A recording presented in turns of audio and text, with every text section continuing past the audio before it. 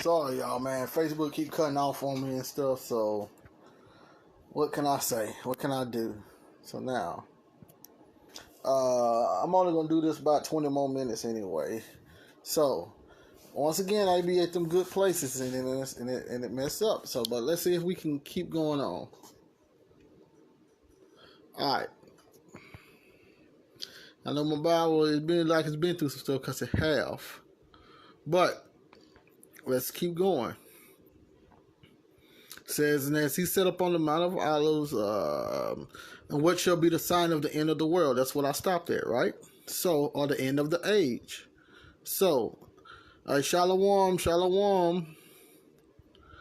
I'm just proving that the Bible has been fulfilled. Everything is over with. It's done. I'm using Matthew 24 to prove that.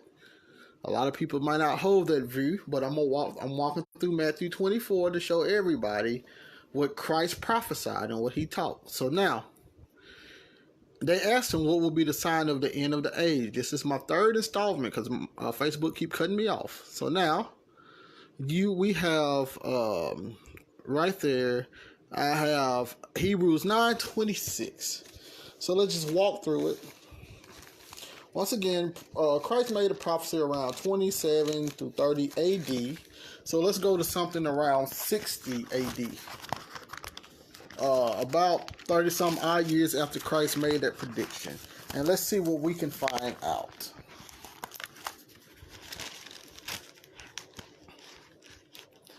Hebrews 9:26 says,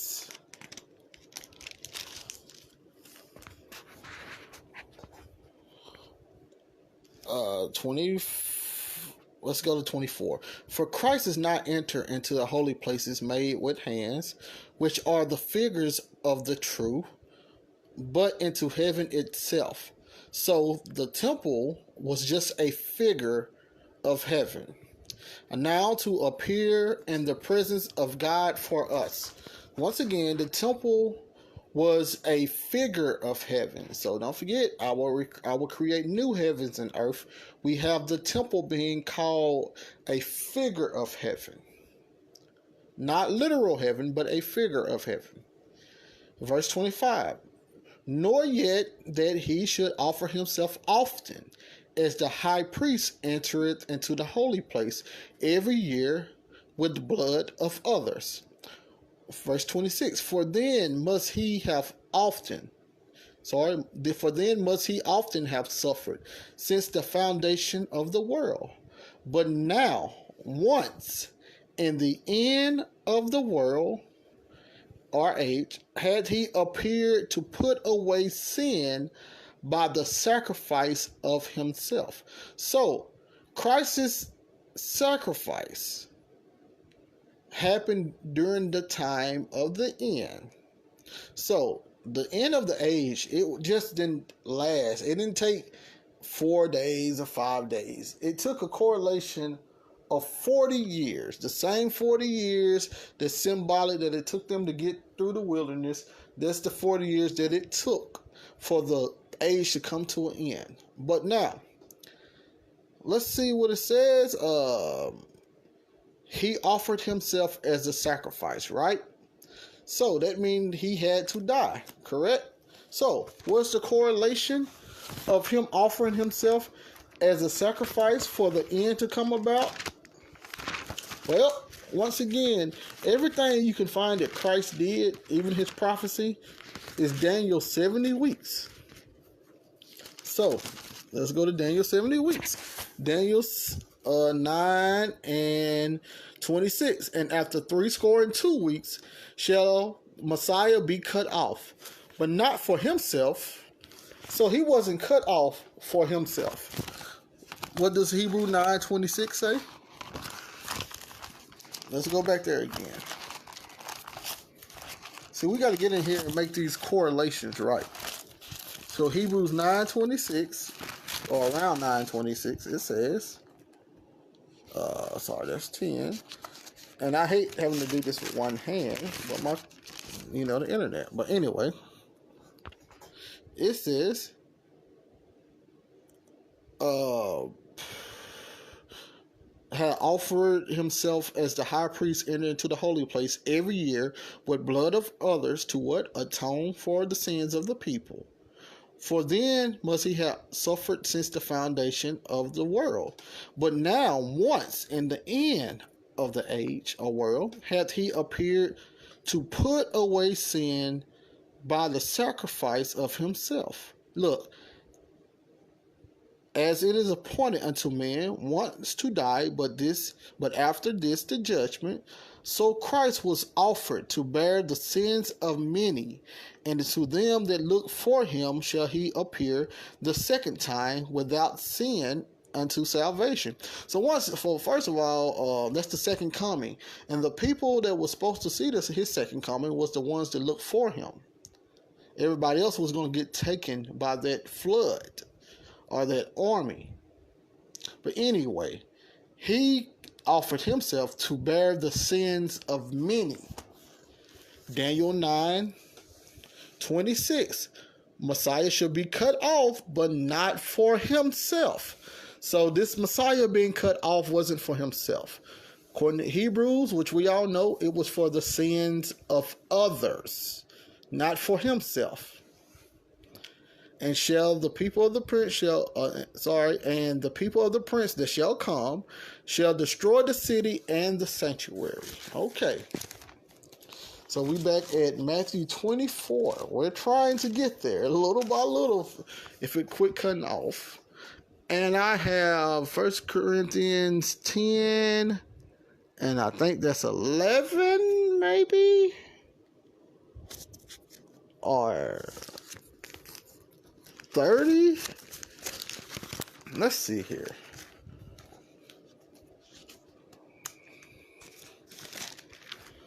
Yep. 10 and 11.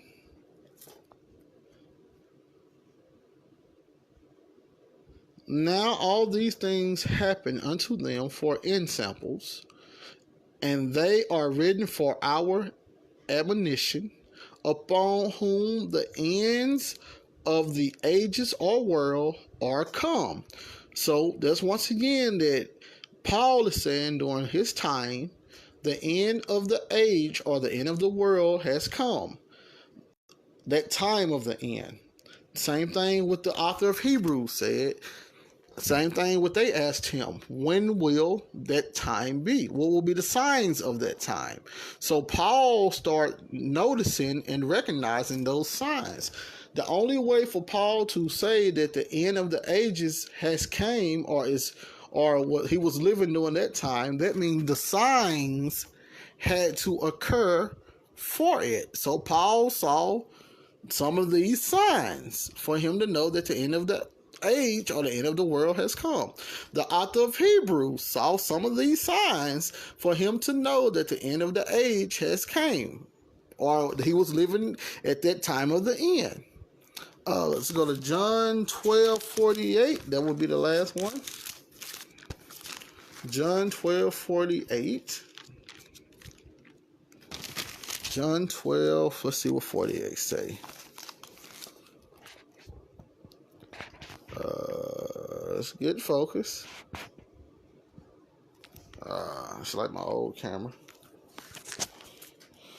He that rejected me and receiveth not my words hath one that judgeth him. The word that I have spoken, the same shall judge him in the last day. So all of those things that you find in John 12 and all that, you can read it yourself. Those were supposed to come upon who? Who was he talking to? The Israelites. The Israelites. But now, let's keep reading. And Jesus answered and said unto them, take heed that no man shall deceive you. I got 2 Thessalonians 2 and 3.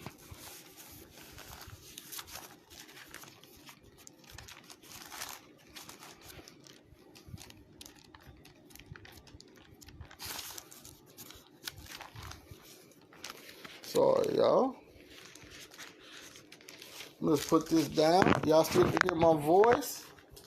It's easier when I do it with two hands. We're going to 2 Thessalonians 2 and 3.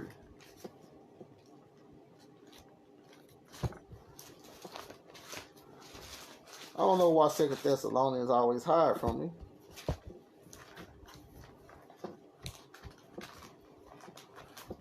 Second Thessalonians 2 and 3 says, all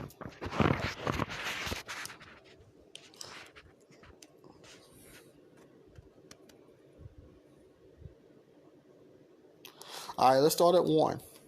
Now we beseech you, brethren, by the coming of our Lord Jesus Christ, and by our gathering unto him. So they were gathering unto Christ. Right there. That's the gathering that people are talking about. When is he going to come? He's supposed to gather the northern and the southern kingdom. He's going to gather the saints. He's going to blow the horn. All that stuff. Where is this gathering? This is the gathering right here. They was gathering under Christ. That's the true gathering. Under Christ. That ye be not soon shaken in mind, or be troubled, neither by spirit, nor by word, nor by letter, as from us, as the day of Christ is at hand. Let no man deceive you by any means, for that day shall not come except there come a falling away first, and that man of sin be revealed, the son of perdition. See, they try to jump the gun and say that day of the Lord right there was in their midst. That's what he mean by at hand, close, in their midst. Because the temple wasn't even destroyed yet. So how could that day of the Lord be there without all of the signs? See, it was some signs they had to go through, and they jumped a majority of the signs and was saying, look, Paul and them said it was already over with. No, Paul is saying, no, man, there's some stuff that got to happen. First of all, the apostasy got to happen. And then the man of sin got to happen. And then the destruction of the temple got to happen. All that stuff got to happen before the day of the Lord come. But if it was out in the open, they wouldn't know, right? Did they not? Why would they think the day of the Lord was there if the sun did not stop shining and the moon did not stop shining, and if there wasn't a big earthquake and people was coming out of the ground floating up to the sky? Why come they thought the day of the Lord has came and they didn't see none of that? Why they think that Christ had already returned if they didn't see none of those actions? Because those actions are not literal. Once you read it in the Bible, these are figurative language and hyperboles and metaphors. This is not a literal rapture. People coming up, tombstoning out of the ground, and their body being put back together, and they float to heaven, and then the whole earth shake and rip apart. Then the sun starts shaking, and the moon turn to blood. All that stuff is figurative language. It's not literally supposed to happen. That's why they already thought that Christ had already came.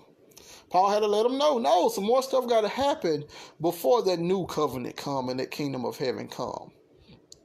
That kingdom of heaven, that spiritual kingdom of heaven that is going to put the Most High on the earth just like he was with Adam. That haven't happened yet.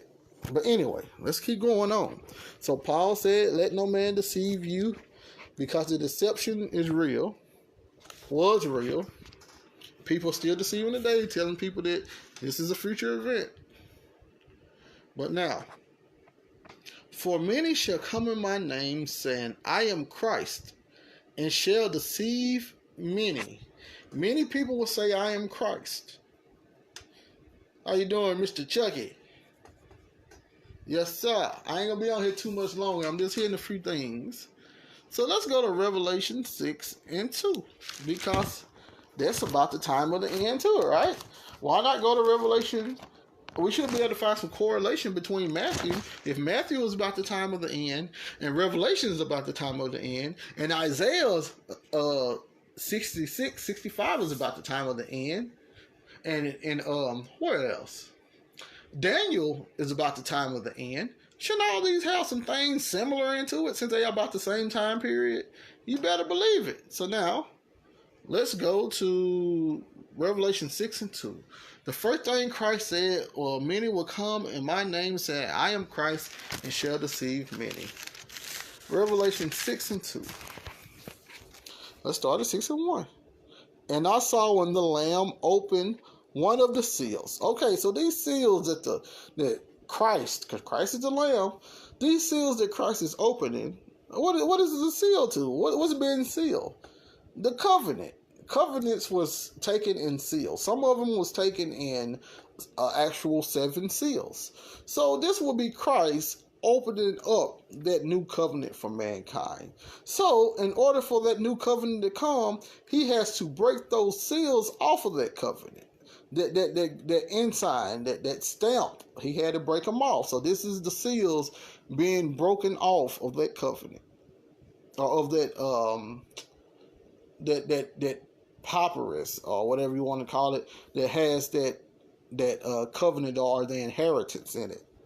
This is Christ popping it. So now, I saw when the Lamb opened one of the seals, and I heard as it were noise of thunder, one of the 4 beasts saying, Come and see.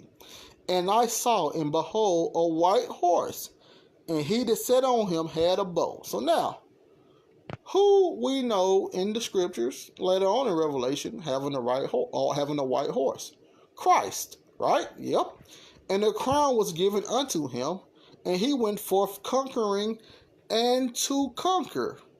He had a bow. And you can go to Deuteronomy 32:23 to see what Moses was prophesying about those arrows. This is the bow without the arrows. So those arrows were being cast. But anyway, he had a bow and a white horse, and he was conquering. Kind of reminds you of Christ, right? But we know that's not Christ yet, because Christ comes later on. Christ's second coming is later on. In fact, Christ comes around seal 6. So this right here will be a Christ figure doing what Christ do, but not quite Christ. Matthew 24 and 5. For many shall come in my name, saying, I am Christ, and shall deceive many. Well, we have a fake Christ there. We have a fake Christ in Revelation. Let's see, verse 6. And ye shall hear of wars and rumors of wars. See that ye be not troubled, for all these things must come to pass, but the end is not yet. So you're going to hear wars and rumors of wars, but all these things have not came to pass just yet. So now, why is it not the end yet? Why is it not the end yet? Because he tells you right here. Let's keep going. First you hear of wars and rumors of wars, and then what? For nation shall rise against nation. So first you hear about the rumors of wars, then you actually have the wars. For nation shall rise against nation, and kingdom against kingdom. And there shall be famines, and pestilences, and earthquakes, in diverse places. You go to Revelation 6. You go to verse 3. And when he had opened the second seal, I heard the second beast say, Come and see. And there went out another horse that was red, and power was given to him that sat thereon to take peace from the earth, and that they should kill one another. And there was given unto him a great sword. So now, I guess we can hit the famines and pestilences too, right? We might well, right? So we have the power, peace was taken from the earth. So that's the wars coming. The great sword also represents the wars. Verse 5, and when he had opened the third seal, I heard the third beast say, Come and see. And I beheld, and lo, a black horse, and he that sat on him had a pair of balances in his hand. And I heard a voice in the midst of the 4 beasts say, A measure of wheat for a penny, or a day wages, and 3 measures of barley for a day wage. And see thou not hurt the oil and the wine. So that would be the famine.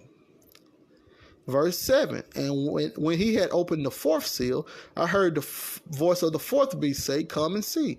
And I looked, and behold, a pale horse, and his name that sat on him was Death, and hell followed with him. And look, and power was given unto them over the fourth part of the earth, to kill with sword, with hunger, with death, and with the beast of the earth. For nation shall rise against nation, and kingdom against kingdom. There shall be famines and pestilences and earthquakes in diverse places. So all of those things right there, you see it right there. But look, all these are the beginning of sorrows. So once you take a little skedaddle, you can go to, let's see here, Deuteronomy 32:24. Deuteronomy 32:24. These were the things, look. For I know that after my death ye will utterly corrupt yourselves and turn aside from the way which I have commanded you. And evil will befall you in the latter days or the last days. So let's see some of the things that Moses said was going to happen to them in the so-called last days of them. Deuteronomy 32:24. Well, you got the hell right there. Let's start at 22. For a fire is kindled in my anger, and shall burn unto the lowest hell, and shall consume the earth with her increase, and set on fire the foundations of the mountains. You have Revelation 8:7-8 right there. And I will heap mischiefs upon them. I will spend my arrows upon them. Revelation 6:2. You see the dude with the bow. The arrows are right here being spent. Verse 24. They shall be burnt with hunger. That's the hunger. And devoured with burning heat, and with bitter destruction. That's the death. And I will send the teeth of beasts, that's the beast we saw in Revelation, upon them with the poison of serpents. The sword without and terror within shall destroy both the young man and the virgin, and suckling also the man with gray hairs. I said I would scatter them into the corners. That's the scattering.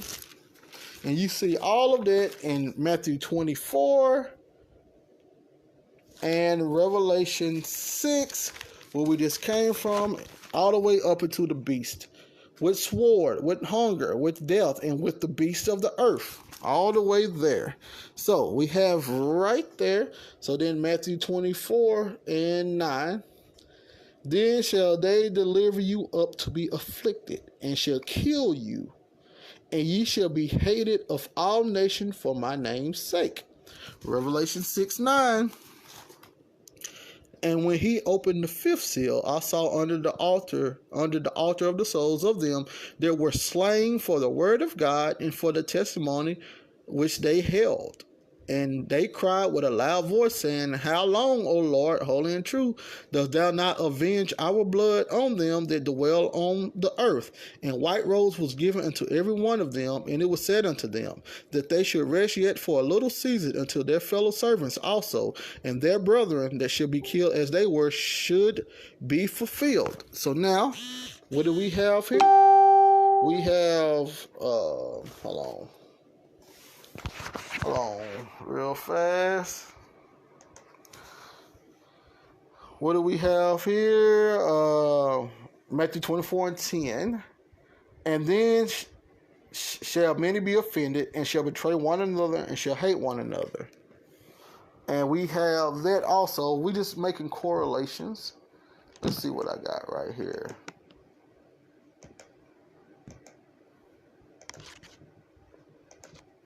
Sorry. Like my video is messing up. That's messed up. Oh no. That's an old. But anyway. Let's see here. And many shall be offended, and shall betray one another, and shall hate one another. 2 Thessalonians 2:2.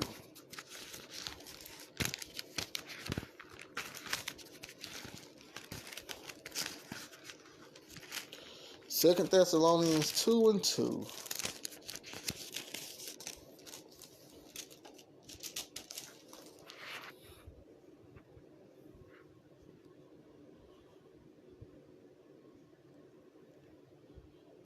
Is it 2 and 2? It should be finished. Should betray one another, should be hated for one another. That ye be not soon shaken, nor be troubled, neither by us, nor that. Oh yeah, the day of the Christ is at hand, and that right there will be. I don't know why I got that correlation. I'm thinking because all of these things had to happen before the day of the Lord came, and He's letting them know that all of this stuff must happen before the day of the Lord come. So I should have more stuff there besides 2 and 2, but I'll fix it later. Matthew 24 and 11, and many false prophets shall rise, and shall deceive many. Many false prophets shall arise and shall deceive many. Acts 5:37.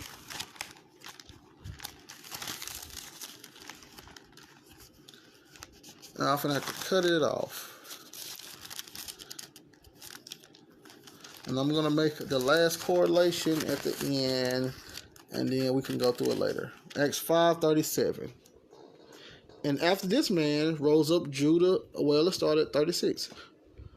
For before these days rose up Theodas, boasting himself to be somebody, to whom a number of men, about 400, joined themselves, who was slain, and all as many as obeyed him were scattered and brought to naught. After this man rose up Judas of Galilee in the days of the taxing, and drew away much people after him. He also perished, and all, even as many as obeyed him, were dispersed. And now I say unto you, refrain from these men, and let them not alone. For if this counsel or this work be of men, it will come to naught. So in other words, we have the false prophets coming, deceiving many people, and because iniquity shall abound, the love of many shall wax cold. And we can go there, and let me just give this real fast, just in case you don't have any notes, and you can read my writing. If you just can get past it and read my writing, you see the notes I made, you can read it yourself on your free time and go through it yourself and see if it's right or wrong. But the last one is Matthew 24 and 29. Immediately after the tribulation of those days shall the sun be darkened, and the moon shall not give off her light, and the stars shall fall from heaven, and the powers of the heaven shall be shaken. And then shall appear the sign of the Son of Man in heaven, and then shall all the tribes of the earth mourn, and they shall see the Son of Man coming in the clouds of heaven with power and great glory. So, we got the sun being darkened, the moon shall not give off her light. All of the figurative language dealing with the apocalyptic stuff. And then we got the sign appearing and the Son of Man coming, right? So once you go to Revelation 6, the sixth seal, what happens at the sixth seal? Revelation 6 and 12. And I beheld when he opened the sixth seal, and lo, there was a great earthquake, and the sun became black as sackcloth of hair, and the moon became as blood, and the stars of heaven fell from unto the earth, even as a fig casteth her untimely figs, and she is shaken of a mighty wind. Same thing we read in Matthew 24, but dealing with before the Son of Man come. This is seal 6. And heaven departed as a scroll when it is rolled together, and every mountain and islands were moved out of their places. What did he say? And then shall appear the sign of the Son of Man in heaven. We have the heaven departing right here as a scroll, and the mountains moving out of their way. This is pretty much a Rome army coming in with their assault on Jerusalem. And the kings of the earth, and the great men, and the rich men, and the chief captains, and the mighty men, and every bondman, and every free man, hid themselves in the dens and in the rocks of the mountains, and said to the mountains and rocks, fall on us, and hide us from the face of him that sitteth on the throne, and from the wrath of the Lamb. So now, what happened? And then shall appear the sign of the Son of Man in heaven, and then shall the Son of Man come. So what are they seeing? They see the face of him that sat on the throne, and the wrath of the Lamb For the great day of his wrath is come, and who shall be able to stand? So they see the face of the Most High, and they understand that this is the wrath of Christ. And then shall the Son of Man come. They see the great day, the wrath is come. That wrath is the wrath of Christ. That is Christ's second coming. Once again, Christ's second coming was actual the wrath. The Roman army, that was Christ's coming. And I'm glad that Matthew actually shows it so well. The wrath of the Lamb, for the great day of his wrath is come. Once again, Christ's second coming was through the Roman army, or the wrath, which was through the Roman army. It wasn't him physically coming, it was that wrath coming. And I'm glad, once again, that Revelation proves that, so you don't have to go out there and see it. So now, that was it. Matthew 24 is all bottled up. And I want everybody to understand that all of this is in the 6th seal. And at the 7th seal, you have the 144,000 being sealed, blah, blah, this and that. And at the 7th seal, where we at? Let me find the 7th seal real fast. All of the rest of the destruction happened.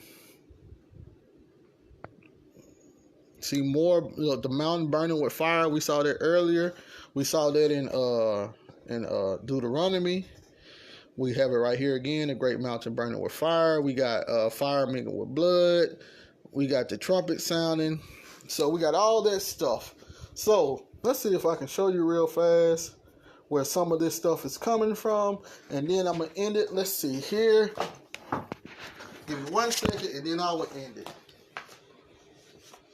So what is causing all of this stuff? That is the question. What is going on here?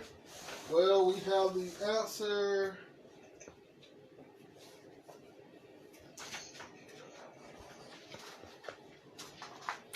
We have the answer. I was hoping. There we go.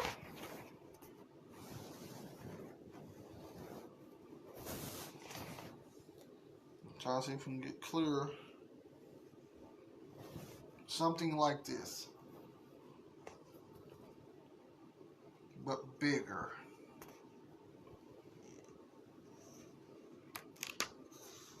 The scorpions, the stuff, the tails with stingers and all that stuff. The horses and all that stuff. Looks like more like that. The sky coming into darkness and stuff. The clouds and all that stuff. Stuff being destroyed. So, let's see if I got more. We got that going on in the Maccabees. That was going on in the Maccabees. But,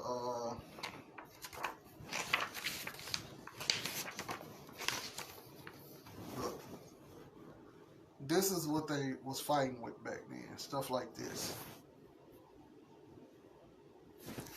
This is the war that they bring in to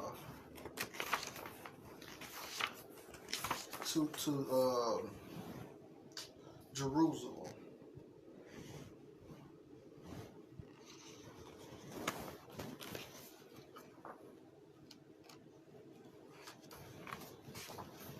So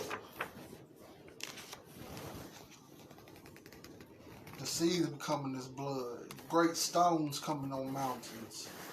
This is what he's describing, stuff like this. The horses.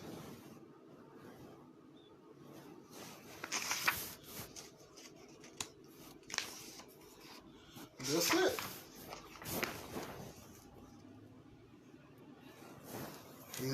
You're reading in Revelations, he's describing crossbows and catapults and all that other stuff. That's exactly what he just did. What he's describing, just throwing those hailstones and bringing that fire on the mountain and all that stuff. This is what it is. But alrighty, hopefully that gave you some edification. And sorry all three of my videos cut off, but it is what it is. Now it's late. I got to get to bed. Thank y'all for listening. Shalom. Subscribe to my YouTube channel. AOSD stands for Assembly of Sound Doctrine. AOSD Chandler. AOSD CHANDLER. Love you all. Shalom.